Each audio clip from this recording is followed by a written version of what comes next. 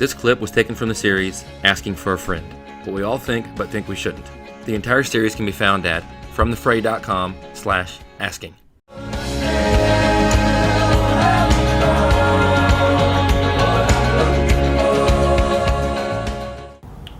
Ecclesiastes 3, verse 4.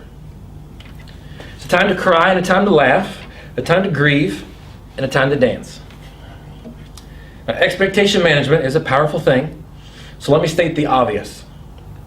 Some seasons of life are going to feel better than others. Some seasons of life, it's going to feel very appropriate to laugh and sing and dance and embrace. By all means, do it. Turn it up. Dance and sing, and then sing some more. Laugh. Because you know, and you don't need me to tell you, eventually that season will come to an end, and it will be replaced by another season where it feels more appropriate to have tears and sorrow and grief. Those cycles are just part of living life down here under the sun. Now, my prayer is that you're in a happy season right now and you're singing and you're dancing your way to work every day. However, when that season comes to an end and you enter into a very dark season of life, not if, but when, as your pastor, I pray you would think of these two things. Neither of these things I'm going to share you are original with me. Solomon's dad, David, wrote what is probably the most famous collection of verses, the 23rd Psalm.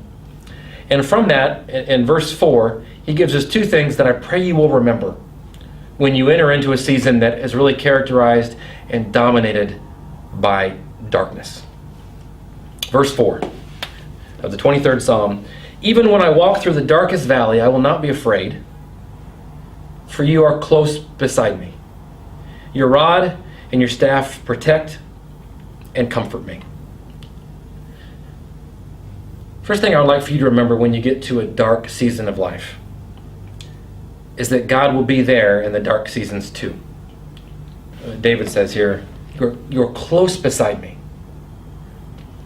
There are, if they haven't been already, or maybe there is right now, there are going to be seasons of your life where you know nothing, you understand nothing. It feels like God has turned out the lights on you. You are sitting alone in the dark and nothing makes sense. My prayer is that you would say, if I know nothing else in this season of life, I know that God is here with me. I'm not alone. I know nothing else, but at least I know, even if I can't see him, I know that God's there with me. Because when God says, I will not leave you, what he meant was, I will not leave you. And so if you know nothing else, then I am not alone.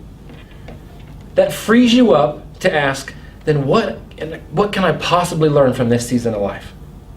And when we get into that posture is when we begin to become teachable. And God can teach us what that season is intended to teach us and then lead us out of it as soon as possible. The second thing I want to remind you is that a dark season is not a life sentence. David didn't say, when I move permanently into the valley of the shadow of death and change my address and live there for the rest of my life. No, David said, when I walk through it. And so I want you to remember that whatever you're going through, listen, you're going through it. You're not sitting in the middle of it. You're walking through it. Just keep walking. Keep walking, knowing if nothing else, I'm not alone, and there is an end to this tunnel. I don't need to see it to know that it's there. It's there.